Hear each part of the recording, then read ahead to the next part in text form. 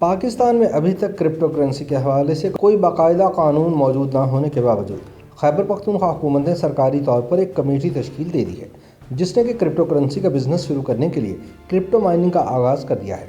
याद रहे कि दुनिया के दीगर ममालिक के बरक्स पाकिस्तान में अभी तक बाकायदा क्रिप्टो करेंसी का बिजनेस शुरू नहीं हो पाया और न ही स्टेट बैंक ऑफ पाकिस्तान ने इससे मुताल्लिक किसी किस्म की कोई पॉलिसी दी है। याद रहे कि क्रिप्टो करेंसी को सन 2009 में एक सॉफ्टवेयर इंजीनियर ने ईजाद किया था, लेकिन मई सन 2010 में बिटकॉइन को शोहरत उस वक्त मिली जब इससे पहली मरतबा पापा जॉन्स के 2 पिज़्ज़े खरीदे गए। इसे दुनिया में क्रिप्टो करेंसी की पहली खरीदारी माना जाता है। अब 22 मई के दिन को क्रिप्टो करेंसी की दुनिया में बिटकॉइन पिज़्ज़ा डे कहा जाता है। डिजिटल दुनिया में तहलका मचा देने वाली क्रिप्टो करेंसी और क्रिप्टो माइनिंग पूरी दुनिया में मुस्तमिल है, लेकिन पाकिस्तान में खैबर पख्तूनख्वा पहला सूबा है जिसने सरकारी तौर पर क्रिप्टो माइनिंग पर काम शुरू कर दिया है।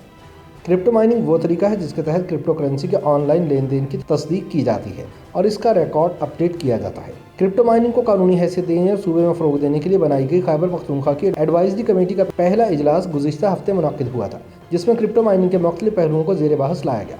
इजलास में मज़ीद ज़ेली कमेटियाँ तश्कील देने का फैसला किया गया, जिनमें क्रिप्टो माइनिंग के माहिरीन को भी शामिल किया गया है। सूबाई वज़ीर बराए साइंस और टेक्नोलॉजी ज़ियाउल्लाह खान बंगश के मुताबिक सूबाई हुकूमत क्रिप्टो माइनिंग के लिए संजीदगी से काम कर रही है और तमाम स्टेक होल्डर्स और माहिरीन से मशावरत के बाद कानूनी तरीकाकार के मुताबिक क्रिप्टो माइनिंग और ब्लॉकचेन टेक्नोलॉजी का इस्तेमाल शुरू किया जा रहा है। उनका मजीद कहना था कि क्रिप्टो माइनिंग के तमाम तर इख्तियारात और कंट्रोल हुकूमत के पास होगा और कानूनी तकाजे पूरे करने के बाद तमाम सनतकार, चाहे वो पाकिस्तानी हो या बैरून ममालिक से, हमारे साथ रब्ता कर सकेंगे। क्रिप्टो करेंसी की माइनिंग की तकनीक पर काम करने वाले मोहसिन तारिक कहते हैं कि क्रिप्टो माइनिंग का नाम गोल्ड यानी सोने की माइनिंग से निकला है। जिस तरह सोने को एक मुश्किल तरीके से मुख्तलिफ आलात इस्तेमाल करके निकाला जाता है, इसी तरह क्रिप्टो करेंसी को बनाने के लिए भी कंप्यूटर के जरिए कुछ मुश्किल फार्मूले हल किए जाते हैं, जिस पर सारिफ को यह करेंसी मिलती है। उन्होंने बताया कि क्रिप्टो करेंसी बनाने के पूरे अमल को क्रिप्टो माइनिंग कहा जाता है और ये माइनिंग करने वालों को माइनर कहा जाता है। दरअसल क्रिप्टो करेंसी को सन 2009 में सतोशी नाकामोटो नामी एक शख्स ने ईजाद किया था, जो पेशे के लिहाज से सॉफ्टवेयर इंजीनियर था और अपना असल नाम खुफिया ही रखना चाहता है। शुरू में इस नई करेंसी को इतनी तवज्जो नहीं मिल सकी, लेकिन फिर डार्क वेब पर मौजूद एक वेबसाइट इस डिजिटल करेंसी के लिए पहली ऑनलाइन मार्केट बन गई, जिस पर लोग डिजिटल करेंसी के जरिए खरीदारी करते थे। इस डार्क वेब की वेबसाइट पर लोग किराए के कातलों की खिदमत भी हासिल कर सकते थे और ये सब कुछ डिजिटल करेंसी की मदद से किया जाता था। इस वेबसाइट पर मनशियात का कारोबार भी क्रिप्टो करेंसी में किया जाता था, जिससे क्रिप्टो करेंसी मशहूर भी हुई और बदनाम भी, क्योंकि ये ऐसी करेंसी है जिसका कोई ट्रैक नहीं रख सकता। क्रिप्टो करेंसी और दुनिया में राज दीगर करेंसियों में फ़र्क ये है कि क्रिप्टो करेंसी में मिडल मैन नहीं होता जो ट्रांजैक्शन का रिकॉर्ड रख सके। मसलन बैंक से पैसे लेते या जमा करवाते हुए बैंक के पास ट्रांजैक्शन का रिकॉर्ड होता है, ताहम क्रिप्टो करेंसी में ऐसा नहीं होता।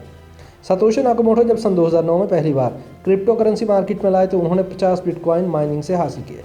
वो इसी तरह हर 10 मिनट बाद कंप्यूटर पर फार्मूले हल करके मजीद 50 बिटकॉइन माइन करते रहे। वो माइन करके मुख्तलिफ लोगों को भेजते रहे, ताहम इन बिटकॉइन की कोई कदर मुकर्रर नहीं थी। बिटकॉइन को कदर तब मिली जब इनके जरिए पहली मरतबा एक पिज़्ज़ा खरीदा गया। ये 22 मई सन 2010 की बात है, जब बिटकॉइन को ईजाद हुए 1 साल गुजर गया था। एक कंप्यूटर प्रोग्रामर लासिस हानिस ने पिज़्ज़ा की मशहूर चेन पापा जॉन्स से 10,000 बिटकॉइन के जरिए 2 पिज़्ज़ा खरीदे और इसे दुनिया में क्रिप्टो करेंसी की पहली खरीदारी माना जाता है।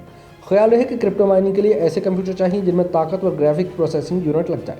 ये कंप्यूटर हर वक्त चलते हैं क्योंकि हर 10 मिनट बाद क्रिप्टो करेंसी की माइनिंग होती है।